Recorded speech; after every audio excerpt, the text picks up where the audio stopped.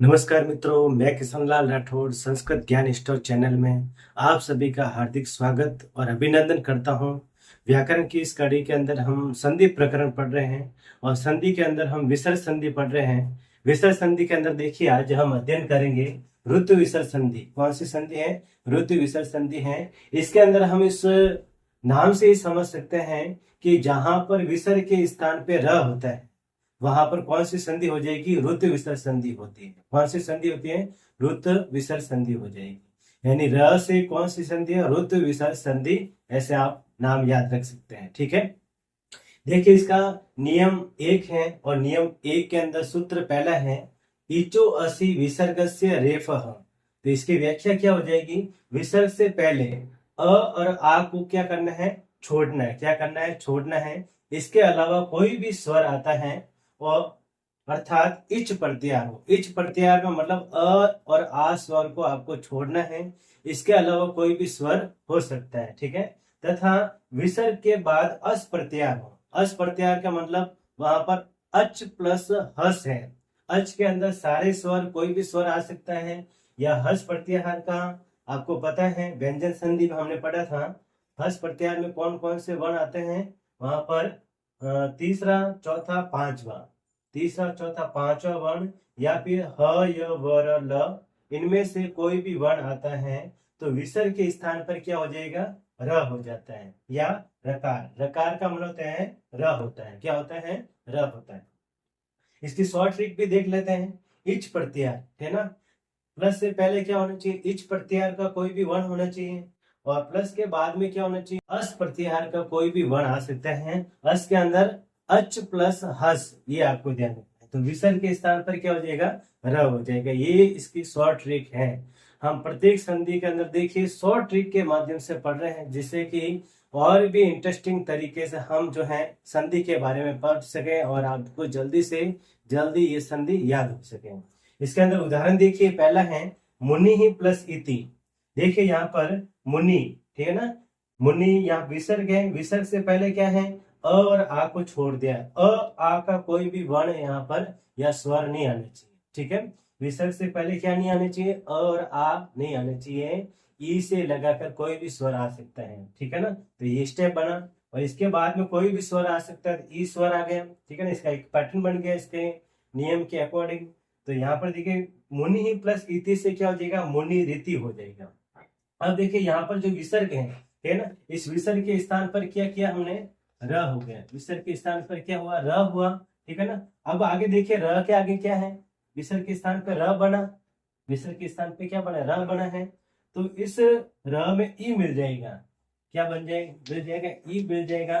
जब ये क्या बनेगा? री बनेगा। क्या बनेगा? री बनेगा। और इस तरीके से संधि क्या बनेगी? अपनी मुनि रीति बनेगी। कौन सी बनेगी? मुनि रीति। ठीक है, उदाहरण 2 देखिए, यहाँ पर साधु प्लस अपि है। तो साधु यहाँ पर उ के बाद में क्या आ रहा है? विसर्ग है और आगे क्या आ रहा है? स्वर है। ठीक है ना, तो विसर्ग के स्थान पर क्या हो जाएगा? र हो रहा है। विसर्ग के स्थान पर सभी के जगह पर विसर्ग के स्थान पर क्या होगा? र होगा। विसर्ग के स्थान पर क्या हो रहा है? र हो रहा है। तो आगे देखिए र कैसा हलंत है, उसमें अ मिल गया तो र कैसा हो जाएगा? पूरा। और शब्द क्या बनेगा? साधुर अपि हो जाएगा। ठीक है ना, फिर बाद में देखिए तीसरा उदाहरण है तई प्लस आगतम। तई यहाँ पर देखिए विसर्ग से पहले क्या है? यहाँ पर ऐ स्वर है और आगे क्या है? आ स्वर है। तो विसर्ग के स्थान पे र होगा। र में आ मिल गया तो रा बन गए यहाँ पर। और शब्द क्या बनेगा? तेरा गतम हो जाएगा। ठीक है, ये तो हमने स्वरों के लिए। अब देखिए कुछ व्यंजनों के भी ले लेते हैं हम। जैसे देखिए कवि प्लस गच्छति है। तो विसर्ग है, विसर्ग से पहले क्या है? ई है। ठीक है ना, और विसर्ग के बाद में क्या है? क वर्ग का तीसरा वर्ण ग है। ठीक है ना, जो अपने नियम के अनुसार ही है। तो कवि प्लस गच्छति से क्या हो जाएगा? कबीर गच्छति हो जाएगा। आपको ध्यान ये रखना है।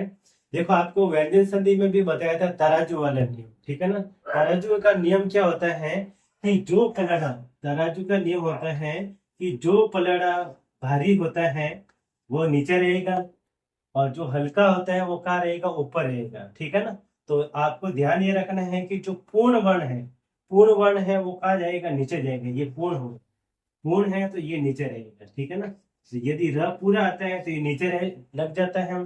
और ऊपर जाता है तो वहां पर ये होता है अर्ध। अर्ध का मतलब होता है आधा।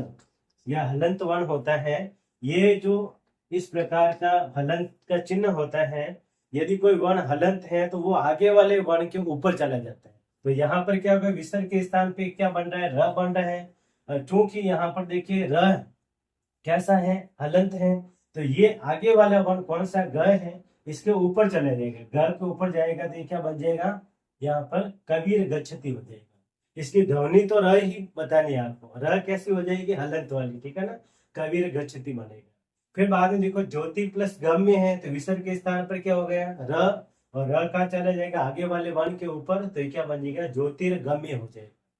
फिर अगला उदाहरण है धनु प्लस धावती है, तो विसर्ग है, विसर्ग के स्थान पर र, और र कहाँ जाएगा, आगे वाले वर्ण के ऊपर, तो धनुर धावती हो जाएगा। फिर अगला है गुरु प्लस भाषणम है, तो यहाँ पे विसर्ग के स्थान पे र, और र कहाँ जाएगा, आगे वाले वर्ण के ऊपर, तो गुरुर भाषणम हो जाएगा। फिर बाद में बुद्धि प्लस बलवती, ये आपके द्वितीय पाठ जो 10वीं कक्षा है उसके अंदर द्वितीय पाठ भी है। इसी प्रकार से 9वीं क्लास के अंदर भी है, और बहुत बार है ये आपके कंपटीशन के एग्जाम के अंदर भी पूछी जाती हैं। जैसे रेट का हो गया, आरपीएससी की फर्स्ट ग्रेड है, सेकंड ग्रेड है। इसके अलावा भी जैसे टीजीटी के एग्जाम होता है, पीजीटी के होते हैं, इसी तरीके से दिल्ली बोर्ड के एग्जाम होते हैं, इसी तरीके से केवीएस के अंदर भी आपके एग्जाम होते हैं, नवोदय विद्यालय के अंदर भी होते हैं। यानी पूरे भारत में, यानी जो भी आपके एग्जाम होते हैं उसके अंदर ये आपकी विसर्ग संधि पूछते हैं। तो ये प्रत्येक बच्चों के लिए जो है बहुत ही फायदेमंद है, ठीक है ना। आप इसमें लगातार वीडियो में बने रहें, वीडियो पूरा देखें, वीडियो को स्किप नहीं करना है, यानी आपको आधा ही नहीं देखना, पूरा देखना है वीडियो को, जिससे कि आपको एक एक कंसेप्ट है वो अच्छी तरीके से समझ में आ सके। देखिए बुद्धि प्लस बलवती है, तो यहाँ पर देखो विसर्ग है, विसर्ग के बाद में क्या है, यहाँ पे प आया है ना, प फ ब, यानी प वर्ग का तीसरा वर्ण कौन सा है, ब है। तो विसर्ग के स्थान पे क्या हो जाएगा, र, व, ठीक है ना, र हो जाएगा, और र कहाँ जाएगा, आगे वाले वर्ण के ऊपर, तो ये क्या बनेगा, बुद्धिर बलवती बनेगा। क्या बनेगा, बुद्धिर बलवती हो जाएगा, ठीक है। दूसरा नियम देखिए मित्र, यहाँ पर क्या है, विसर्ग से पहले यदि कोई अ अंत वाला, यानी अस्वर अंत वाला कोई भी अव्यय, ऋकारांत या संबोधनवाची शब्द हो, तथा विसर्ग के बाद कोई भी स्वर या व्यंजन वर्ण आता है, तो विसर्ग के स्थान पर क्या हो जाता है, र हो जाता है। देखिए यहाँ पर शॉर्ट ट्रिक है, ठीक है ना, एक पैटर्न के रूप में शॉर्ट ट्रिक बताए गए हैं। क्या है, अ अंत वाला कोई अव्यय, संबोधनवाचक शब्द या ऋकारांत शब्द होना चाहिए किससे पहले, विसर्ग से पहले।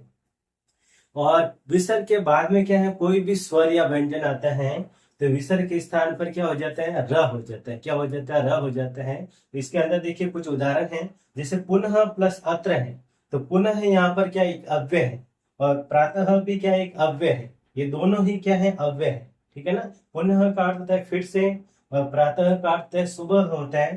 तो पुनः प्लस अत्र है, यहाँ पर देखिए विसर्ग है, विसर्ग से पहले यहाँ पे न में कौन सा स्वर है, अस्वर है, और बाद में क्या आया, अस्वर आया, ठीक है ना। तो यहाँ पर क्या हो जाएगा, विसर्ग के स्थान पे र हो जाएगा। क्या हो जाएगा, विसर्ग के स्थान पे र हो जाएगा, और र में अ मिल गया तो ये क्या हो जाएगा, र पूर्ण हो गया, तो ये शब्द क्या बनेगा, पुनरत्र हो जाएगा, ठीक है ना। इस प्रकार का यदि उदाहरण आता है तो वहां पर आप कंफ्यूजन में नहीं पड़े, क्योंकि यहाँ पर यदि देखें तो उत्व विसर्ग संधि का भी नियम लग रहा है, लेकिन आपको ध्यान ये रखना है कि पुनः क्या एक अव्यय है, और अव्यय यदि आता है अ अंत वाला कोई अव्यय, तो वहां पर कौन सी संधि लगेगी, रुत्व विसर्ग संधि का नियम ये लगेगा, ठीक है ना। विसर्ग के स्थान पे क्या होगा, र होगा, र में अ मिल गया तो ये क्या हो जाएगा, र पूर्ण, और शब्द क्या बनेगा, पुनरत्र हो जाएगा, ठीक है ना। आशा है आपको अच्छे से समझ में आ रहे हैं। दूसरा उदाहरण देखिए, प्रातः प्लस गच्छति है, तो यहाँ पे देखिए प्रातः भी एक अव्यय है, ठीक है ना, जैसे कि हमने इसके अंदर पढ़ा है कि अव्यय होना चाहिए अ अंत वाला अव्यय। तो यहाँ पे त में क्या कौन सा स्वर है, अ है। आगे क्या है, घ कोई भी व्यंजन आ सकता है, तो विसर्ग के स्थान पे र होगा, और र कैसा है, हलंत है, ये आगे वाले वर्ण के ऊपर जाएगा, तो ये क्या हो जाएगा, प्रातः गच्छति हो जाएगा, ठीक है। तीसरा देखो उदाहरण क्या है, पितः और मातः, पितः और मातः यहाँ पर देखें तो ये क्या है, ये संबोधनवाची शब्द भी है, और साथ में ऋकारांत भी है। जब हम ऋकारांत पुल्लिंग शब्द पढ़ते हैं, जैसे पितृ शब्द आ गया है ना, पिता, पितरों, पितर है, इस तरीके से इसके रूप चलते हैं। तो इसी तरीके से मातृ शब्द है तो ये भी ऋकारांत है, पितृ ये भी ऋकारांत है, और साथ में देखें तो ये संबोधन भी है। संबोधन में विभक्ति लगती है, इसके अंदर संबोधन के अंदर एक वचन में लगता है हे पितः हे मातः, ठीक है ना। तो ये दोनों ही अ अंत वाले ऋकारांत प्लस संबोधन हो गए। तो पितः आ गया, यहाँ पे त में क्या अस्वर है और आगे क्या है कोई भी व्यंजन में व आ गया, तो विसर्ग के स्थान पे र होगा और र कहा जाएगा आगे वाले वर्ण के ऊपर, यानी व के ऊपर चला जाएगा और शब्द क्या बनेगा पीतर वंदे हो जाएगा।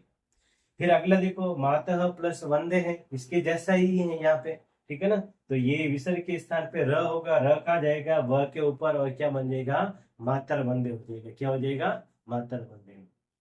तो इस क्लास के अंदर हमने ऋतु विसर्ग संधि के बारे में पढ़ा है। यदि आपने वीडियो पूरा देखा है, अच्छी तरीके से देखा है, पूरे ध्यान से देखा है, तो किसी भी तरीके से आपके इस संधि के अंदर कोई भी अंक कटने वाला नहीं है, ठीक है ना। भले किसी की भी आप तैयारी कर रहे हैं, आप प्लीज इस वीडियो को पूरा देखें, अच्छी तरीके से देखें, इसको स्किप नहीं करें, ठीक है ना। वीडियो कैसा लगा है, अच्छा लगा है तो अधिक से अधिक इसको लाइक करें, शेयर करें, सब्सक्राइब करें, अपने मित्रों को भी भेजें, ठीक है ना। और नोटिफिकेशन बेल पर आप क्लिक दबाएं जिससे कि सबसे पहले आपको वीडियो मिल सके। वीडियो बहुत ही मेहनत से बनाए हैं, आप इसको जरूर देखें। मेरे चैनल पर आए, चैनल का नाम यहाँ लिखा हुआ है संस्कृत ज्ञान स्टोर बाय किशन लाल राठौड़। वहां पर आप प्ले लिस्ट में जाए, वहां पर आप देखो प्ले लिस्ट में भी अलग अलग प्रकार की प्ले लिस्ट बनी है, क्लास के अकॉर्डिंग भी हैं, और जो बच्चे हैं कंपटीशन की तैयारी करें उनके लिए भी प्ले लिस्ट है। आप जाकर के उसके अंदर देखें, बहुत ही विस्तार तरीके से और शॉर्ट तरीके से आपको समझे हैं। ऐसे वीडियो आपको कोई भी क्लास के अंदर मिलने वाले नहीं है, ठीक है ना। आज के लिए इतना ही। जय हिंद, जय भारत, धन्यवाद।